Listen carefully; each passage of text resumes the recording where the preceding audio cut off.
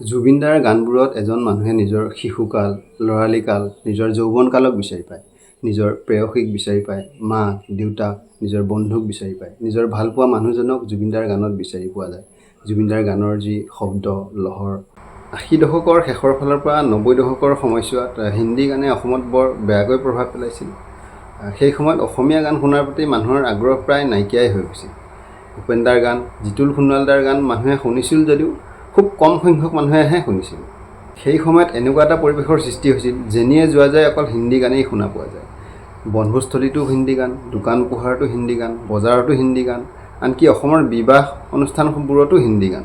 এনেকুৱা এটা পৰিৱেশৰ সৃষ্টি হৈছিল যে বিহু অনুষ্ঠানবোৰতো হিন্দী গায়কসকলক আমন্ত্ৰণ কৰিহে অনুষ্ঠান পতা হৈছিল।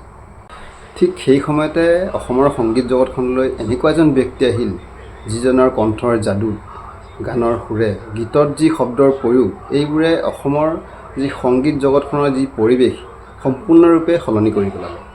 অনামিকা, সপোনৰ সুৰ, জোনাকী মন, মায়া, আশা, সোণালী মন, বৰষুণ, হিয়া মন, আকৌ হিয়া মন, ছায়া, মুক্তি, শিশু আদি এলবামত কণ্ঠদান কৰি নিজৰ কণ্ঠৰ যাদুৰে অসমীয়া মানুহৰ মন সম্পূৰ্ণৰূপে মোহিবলৈ সক্ষম হ'ল। আনকি এনেকুৱা এটা পৰিৱেশৰ সৃষ্টি হ'ল, জুবিন দাৰ কণ্ঠ আৰু গীতৰ সুৰে হিন্দীভাষী লোকসকলকো অসমীয়া গান শুনিবলৈ বাধ্য কৰালে।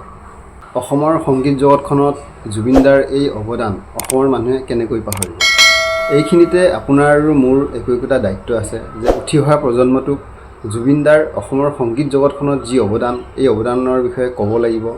জুবিন দাৰ সেই আগৰ পুৰণি গীতসমূহ নিজেও শুনিব লাগিব, কাৰণ আমি শুনিলেহে সিহঁতে শুনিব, আৰু তেতিয়াহে জানিব যে জুবিন গাৰ্গ কোন হয়। যদি ভিডিঅ'টো ভাল লাগিল, এটা লাইক কৰিব আৰু যিমান পাৰে ভিডিঅ'টো শ্বেয়াৰ কৰিব। যদি আপোনালোকে মোৰ ভিডিঅ' চাই ভাল পায়, তেনেহ'লে কমেণ্ট কৰিবলৈ নাপাহৰিব, আৰু যিসকল নতুনকৈ চাই আছে তেওঁলোকে ফ'ল' কৰি যাব মোৰ এই পেজটো, আৰু যদি ইউটিউবত আপোনালোকে চাই আছে ছাবস্ক্ৰাইব কৰিবলৈ নাপাহৰিব। আজিলৈ আহিছোঁ, কাইলৈ আকৌ লগ পাম এটা নতুন ভিডিঅ'।